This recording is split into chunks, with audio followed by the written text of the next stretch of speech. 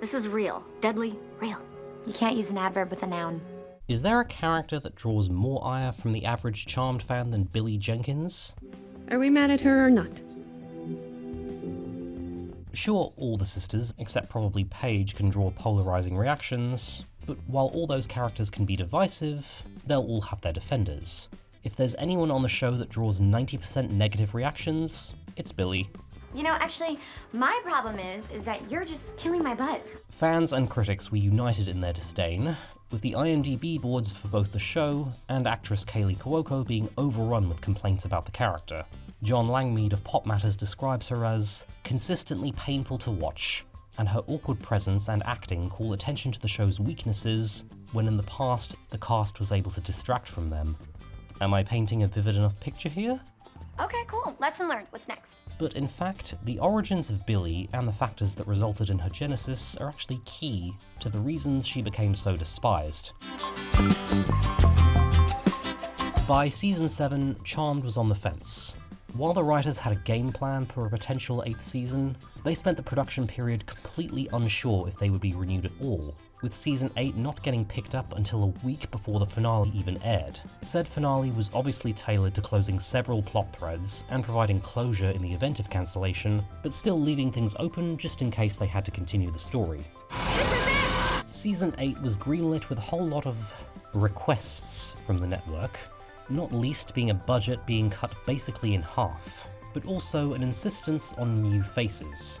The 3 lead actresses were now exhausted after years of constant 18-hour filming days, and they made it clear that they wanted to move on once this season was done. What do you have to offer? I can help you guys fight the demons so you don't have to do it all the time. Billie was created to serve 3 purposes. First, to lessen the screen time of the 3 leads. Second, to provide the necessary eye candy to appease the network. And third, to bring some fresh energy to the show like Paige had done when she was introduced. The casting call for Billie specified a younger actress, and Kaley Cuoco said of her casting, "I think they just wanted a blonde on the show." You're blonde? Billie's introduction overlaps with a much maligned trope known as Cousin Oliver, in which aging shows will add a younger character, usually child or preteen, in an attempt to liven up the cast. But said character ends up just disrupting the dynamic and or being annoying. So while Billie wasn't a child, she was younger than the Halliwells, and even younger than Phoebe had been at the start of the series. So in a show that had always been about grown women, there was now suddenly a college freshman whose immaturity was part of her character. But remember how I said that season 8 had a significantly lower budget? Among many casualties of this was 2 series regulars being cut. Daryl was written out completely, with only an offhand mention that he had moved away, and Leo had to be frozen in the middle of the season, only coming back for the 2-part finale. Been through worse. No. We haven't. So with 2 characters who had been there since season 1 having to be dropped in favour of this newbie who suddenly got loads more screen time, Billie got the majority of the hate. You almost blew the house up. How's that awesome? Oh, just the attic. Besides, this place is a wreck. Do you guys ever put anything away? There's also hate directed simply at Kaley Cuoco's performance, which I think is a bit overblown. It was just one little mistake. Haven't you heard of the learning curve? I'm not going to claim she's actually a misunderstood talent on the level of Marilyn Monroe, but she has plenty of strengths as an actress. I say this as someone who watched 8 Simple Rules and Brandy and Mr. Whiskers religiously, and Charmed mostly had good use of her. I want to learn how to do that. Kaley Cuoco is best suited to being funny, bubbly, and powerful. You get good boob dresses and good butt dresses and good leg dresses, but it's hardly ever you get a good boob, butt, leg dress. Know what I mean? Indeed, although Bridget Hennessy seems like a stereotypical dumb blonde, Kaley does bring a strength and power to this character who may not be book smart, but does have capabilities in other areas, and is overall pretty emotionally intelligent. It's okay. I understand. Yeah, she has her weak moments in Charmed, just like the rest of the cast, which we can attribute to not being used to the 18-hour filming days, and there is the occasional flat delivery of a line. There's no wrath like a woman scorned. But seriously, she's fine. Or you could try listening to me. She is obviously best suited to playing perky, enthusiastic Billie in her initial episodes, but she's not bad when the scene calls for more drama.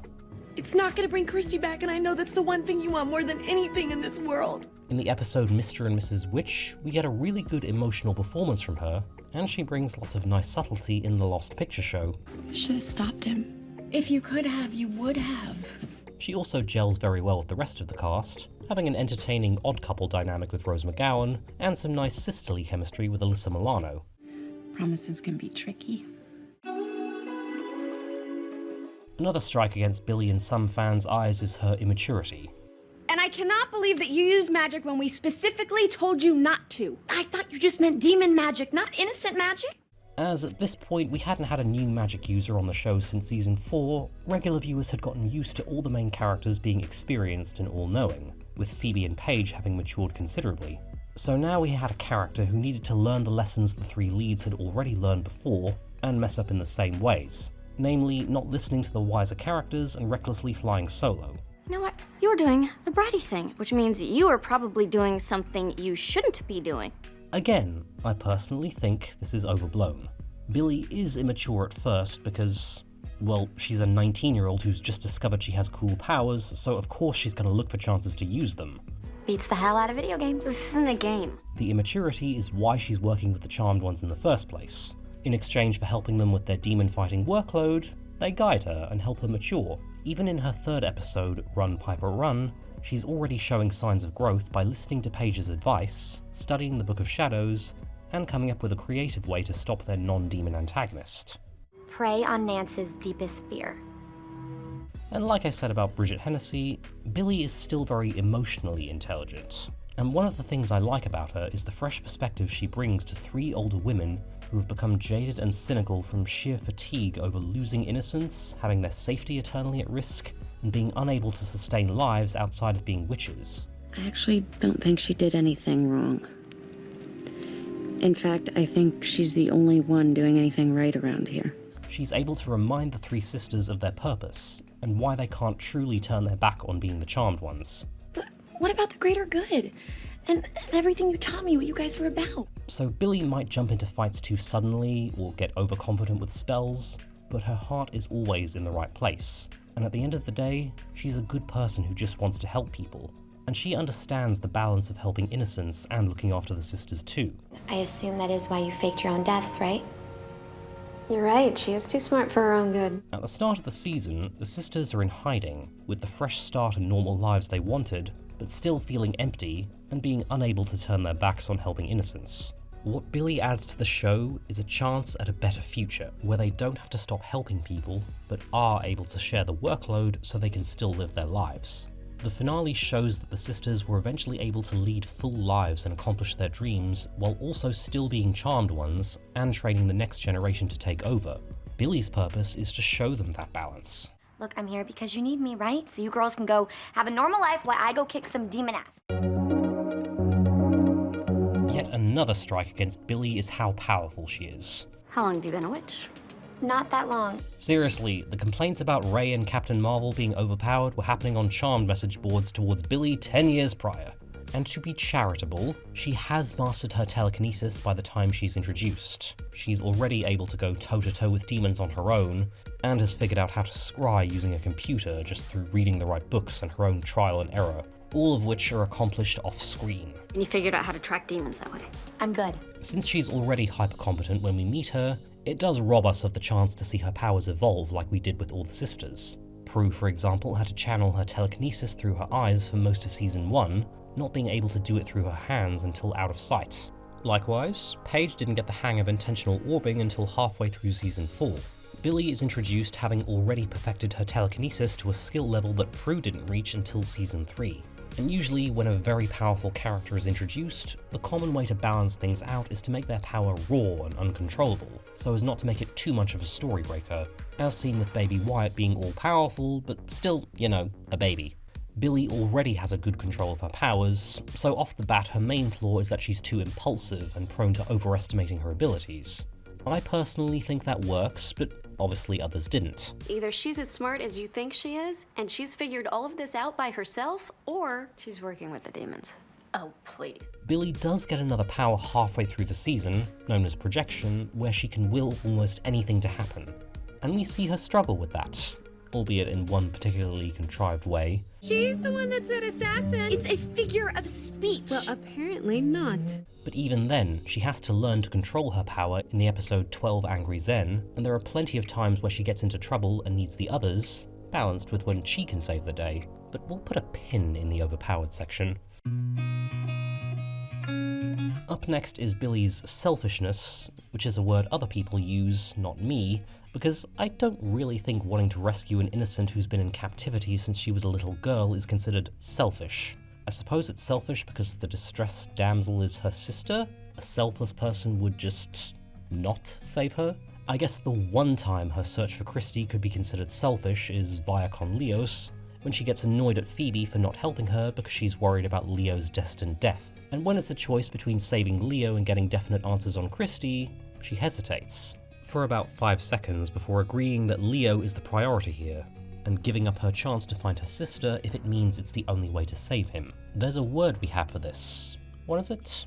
Oh yeah, selfless. And there's also this line. We're gonna get your sister back, Billie, one way or another. And Leo, too. And whenever she goes too far in rampaging through the underworld looking for answers, the sisters, and by extension the narrative, calls her out on it. Look, Paige already gave me the what were you thinking speech, so... So, what were you thinking? But now we take out that pin about Billie being overpowered, because the revelation is of course that she's actually the ultimate power the Charmed Ones are destined to face, along with Christy. To unite with the ultimate power.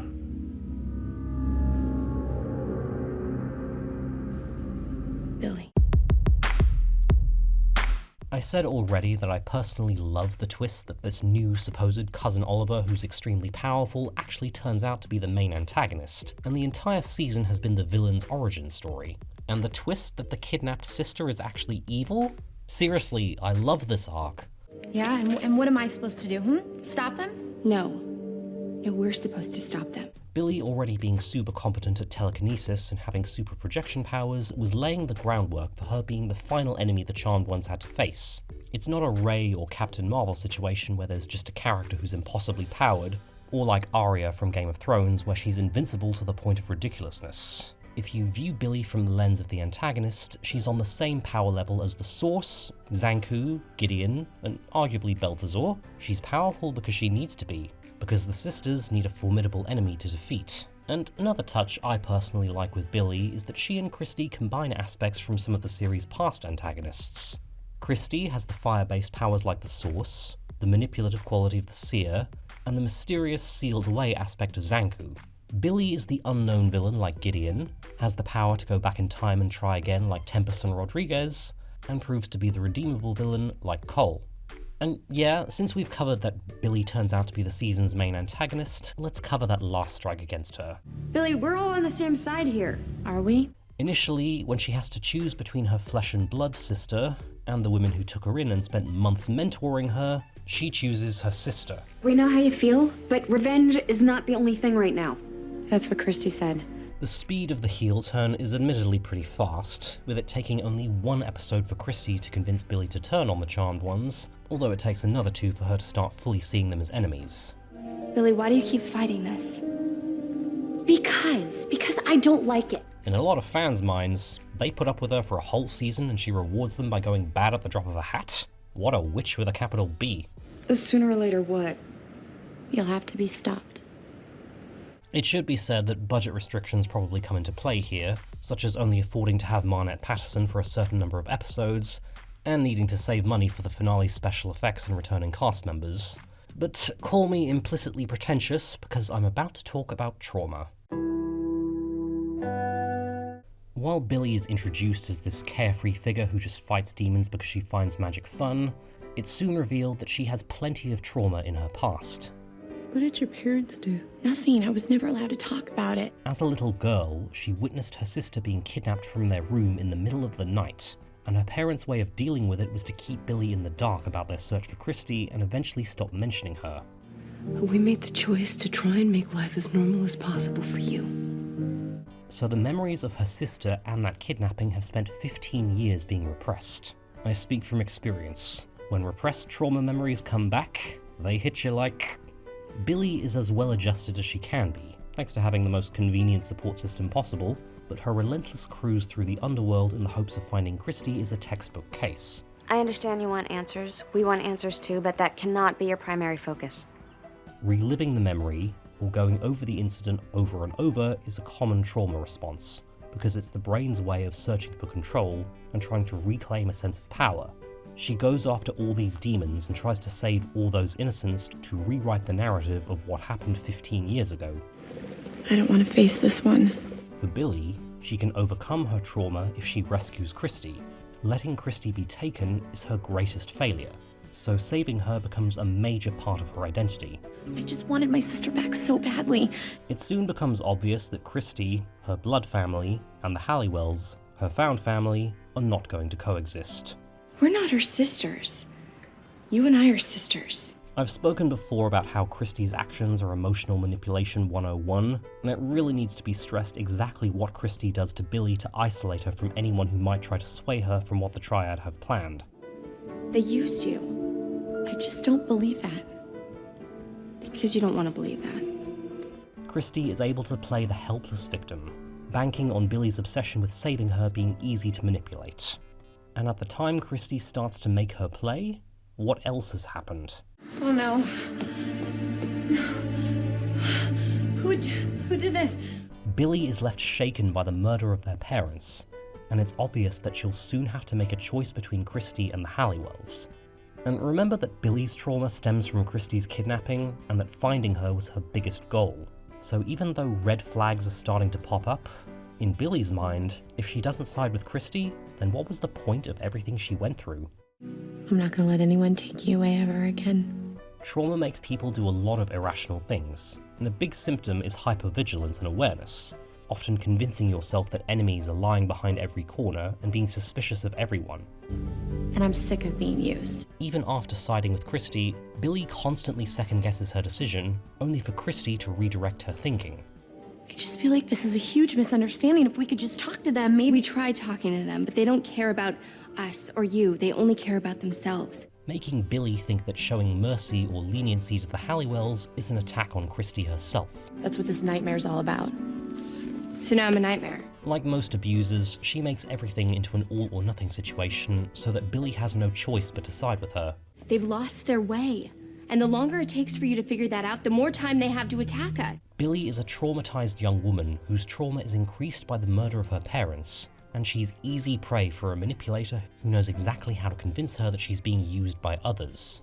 I mean, after you trusted them and you befriended them, you were betrayed. Billie follows Christy in a vain attempt to hold on to the only blood family she has left. And anytime Billie wants to try a more humane option to neutralize the charmed ones, Christy again forces her hand. And although the main character does kind of come out of nowhere, he is said to have posed as her imaginary friend as a child, again knowing the right buttons to press, and giving Billie another connection to her past family life, and therefore a reason to stay on this side.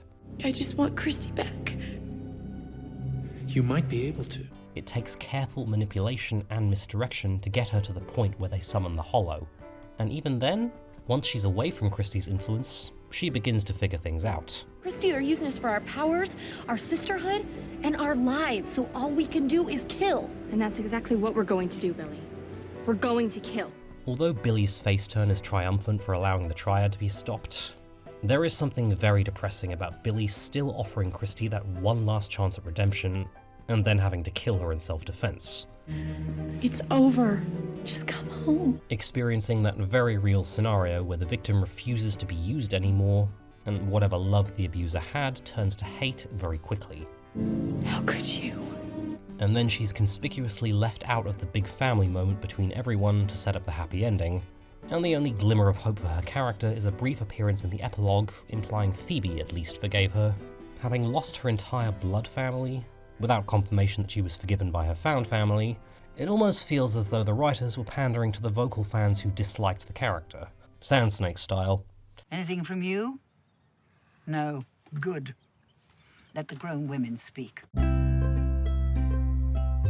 There are a lot of characters from popular TV shows of the last 3 decades that are being re-evaluated now that we can look back with a few years of perspective. Lana Lang was the most despised character on Smallville, and now we're getting all these defenses and admissions that the hate was overblown. Similar case for Skylar from Breaking Bad. I suppose I can't really say that my attitude towards Billie has changed, because I found the backlash towards the character extreme even then, and I always was a fan. But I do have a new perspective on her. Beforehand, she was just Kaley Cuoco being beautiful, funny, and kick-ass, with a story arc I found interesting. Billie, it's not about good or evil, it's about power. Now I can see her as someone experiencing something that a lot of us will, unfortunately, in life, especially at that age. That doomed bond and connection formed with someone seen as an ideal rather than a person, where the idea of them and who they could be is a powerful fantasy that can sustain the dreamer for a while, but it can never last. And its ending is always doomed to be at least a little sad when the red flags can't be ignored anymore. Well, I can't do it. I won't.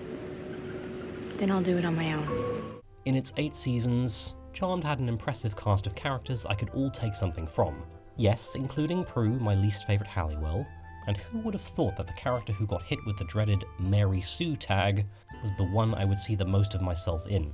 But thankfully, not just in the making decisions you regret for the sake of the wrong people category. This is basically me if I was ever left alone with the Book of Shadows. Whew, that was awesome! But this has been quite the TED Talk defending a childhood crush and trying to rationalise feelings into academic justification of said crush. But since checking out more of Kaley Cuoco's work was what led me to Charmed in the first place all those years ago, I guess we can all admit that the character does have some value after all. I don't know what to say.